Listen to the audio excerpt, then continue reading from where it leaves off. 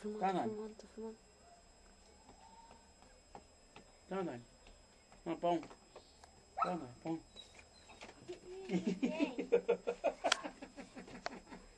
Beijinho do pão. Pega, Dói, pega o pão, Dói. Pega o pão, Dói. Pega, Dói. Pega, Dói. Pega o pão. Anda. Pega. Pecado que pega o pão.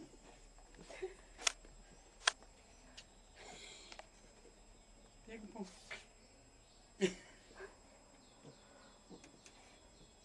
Chega, para. Vamos lá.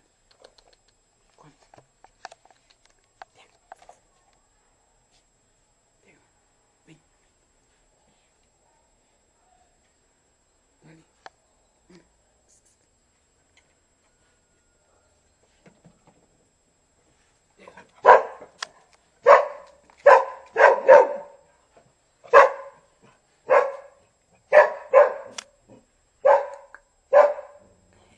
Ali. Vem.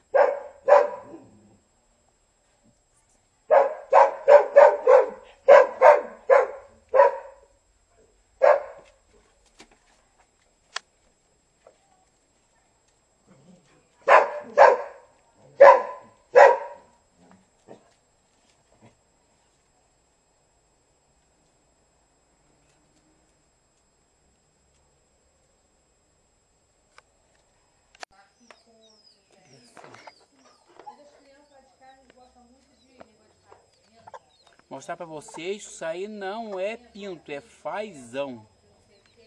Que bonitinho, gente. Engraçado que são quase o tamanho da mãe, né? Aham. Estão crescendo Gracinha. muito. José disse ser metade meu, metade seu, eu não quero não. Pode levar tudo. É, porque tem que criar preso, né? Ah, dá-me Deus. Dá muito Ah, trabalho. meu Deus. E tem uma branca, será, uma clara, né? Será por quê? Esses mais claros, É fêmea? eu tô achando que as mais claras é fêmea. E esses já, que com as Tem cara penas de meio machinho, avermelhadas já é os machos. Você pode ver que parece que o bico deles é mais dobrado pra E baixo. aí eles ficam vermelhos, tá vendo? Olha lá, a cabecinha dele é vermelhinha, ó, tá vendo?